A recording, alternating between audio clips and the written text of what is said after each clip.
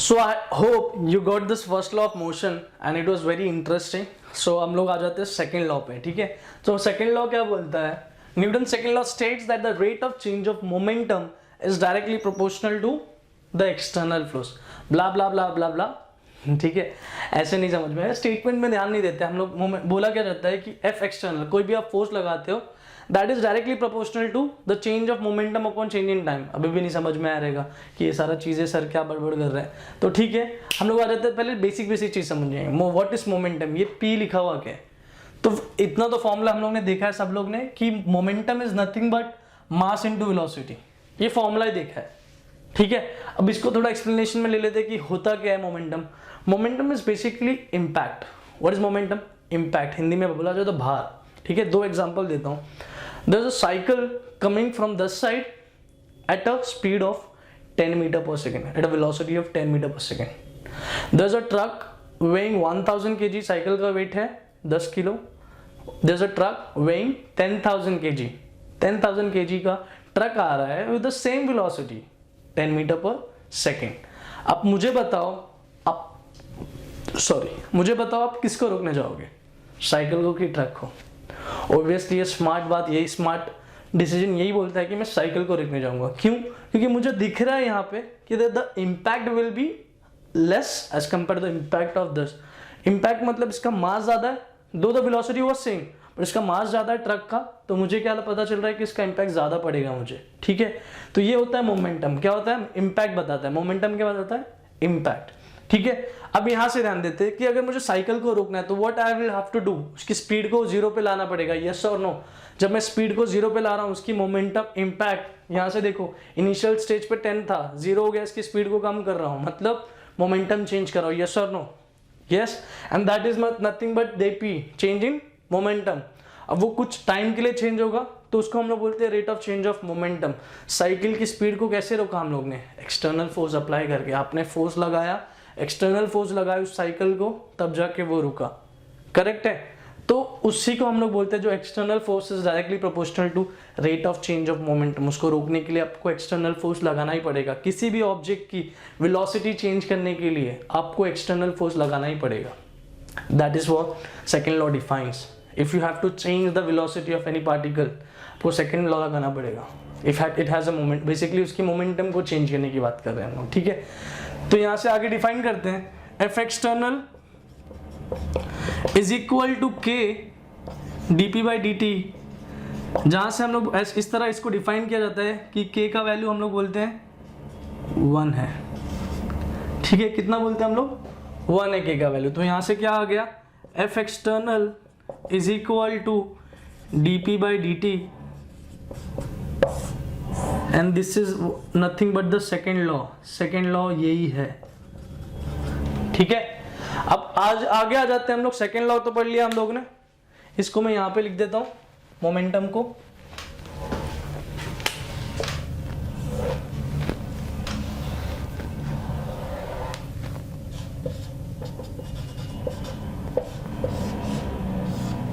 ठीक है, मोमेंटम यहां पे लिख दिया मैंने. तो ये गो थ्रू करने के लिए आपके लिए अब इसको F external is equal to DP by D t, change of momentum per unit time. This is nothing but the second law. Second law ये होता है हमारा, जो सारे बच्चों को ये याद रख लेना चाहिए. अब F is equal to M a जो हम लोग ने पढ़ा है, ये कहाँ से आया? बचपन से पढ़ते आ रहे कि F is equal to M a, F is equal to M A.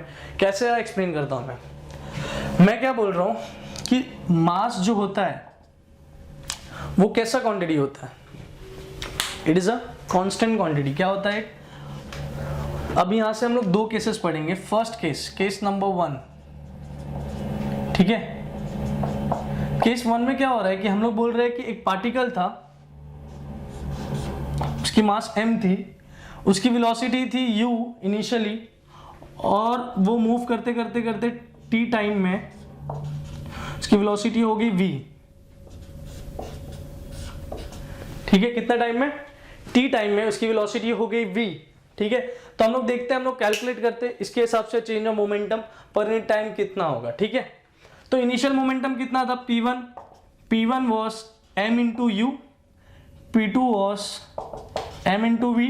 so change in momentum per unit time कितना हो जाएगा? it will be p2 minus p1 upon t, correct है, यस और no? Yes it is. And यहां से मुझे क्या पता चलेगा, it will be m v minus m u upon t. अब जहां तक मुझे पता है कि पार्टिकल का मास तो चेंज नहीं होने वाला इस केस में, तो जिस केस में हम लोग बोल रहे हैं कि mass is equal to constant, case number 1 क्या है, mass remains constant. Ideal situation में हम लोग यही माना जाता है कि मास हमेशा हमारा कांस्टेंट है। तो इस केस में हमारा यहां तक रिजल्ट आ गया। Now we know F external is equal to DP by D T is equal to this factor, जहां से हम लोग m कॉमन ले लेंगे, and this will be v minus U by T. कोई बता सकता है v minus U by T क्या होता है? v minus U by T is nothing but change in velocity per unit time and it is defined as acceleration. सो यहां से आता है f external is equal to mass into acceleration. कैसे आई ये? क्योंकि हमें पता था कि v minus U by T is nothing but acceleration. ठीक है, ये मुझे पता था। तो ये इस तरह से आ जाता है first case of what, second law is nothing but mass is equal to acceleration, F is equal to M A कैसे आता है, it is the first case. ठीक है, तो हमारा जो फर्स्ट केस था जहां पे मास कांस्टेंट माना था, तब मुझे आया था F external is equal to mass into acceleration. This is सब ज्यादातर यही यूज होता है। इसके लिए बच्चों को याद ऐसे हो गया था कि this is the second law, but this is not actually the second law. Second law is rate of change of momentum is equal to dp by dt, sorry, rate of change of momentum is directly proportional to F external. ठीक है, तो हम लोग second case भी इसका देख लेते हैं थोड़ा सा। केस नंबर 2,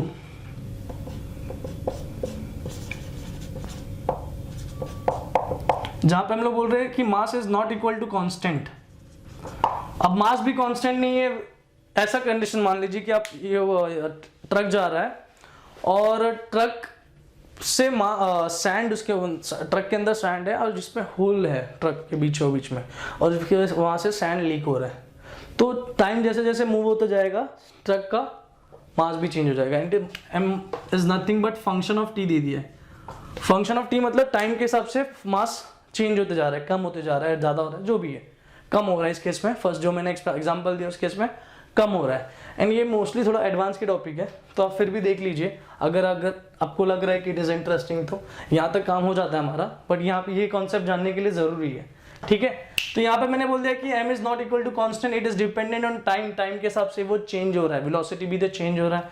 ठीक है, अब इस केस में देखो क्या होगा, f external is nothing but dp by dt, और इस केस में क्या हो रहा है, dp का वैल्यू कितना होता है, mv बाई dt, करेक्ट है, यस और नो? यस। इस केस में मास भी कांस्टेंट नहीं है, वेलोसिटी भी कांस्टेंट नहीं है। लास्ट केस में तो dv बाई dt हम लोग एक्सेलरेशन लिख दिए थे, बट इस केस में दोनों कोई भी कांस्टेंट नहीं है। तो हम लोग क्या करेंगे, मैथ्स बेसिक मैथमेटिक्स में हम लोगों में पढ़ा रहेगा, या बेसिक इंटीग्रेशन डिफरेंशिएशन अगर बच्चों को आता रहेगा तो ये पता चलेगा कि ये दो टर्म्स है जो कि मल्टीप्लाइड है, तो उसकी डिफरेंशिएशन कैसे हो जाती है देख लीजिए। dm by dt into V plus m dv by dt। इस तरह आप सेकेंड केस का आंसर निकाल सकते हो। f external will be equal to this if the mass is changing. Mass changing रहेगा तो f एक्सटर्नल की वैल्यू इस तरह से ही आ सकती है, and I don't think so कि this and this is equal.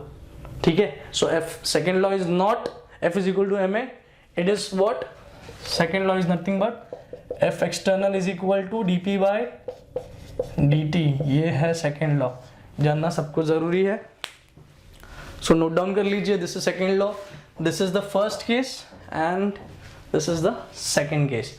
तो यहाँ पे हमारा सेकेंड लॉ इज फिनिश्ड, और काफ़ी एक्सप्लेनेशन कर लिए है। तो हम लोग इसके प्रॉब्लम्स नेक्स्ट वीडियो में देखेंगे, कैसे प्रॉब्लम्स यूज होते हैं। उससे पहले हम लोग एक बेसिक सा कॉन्सेप्ट थर्ड लॉ भी खत्म कर लेंगे। ठीक है, तो I hope you are clear with the concept.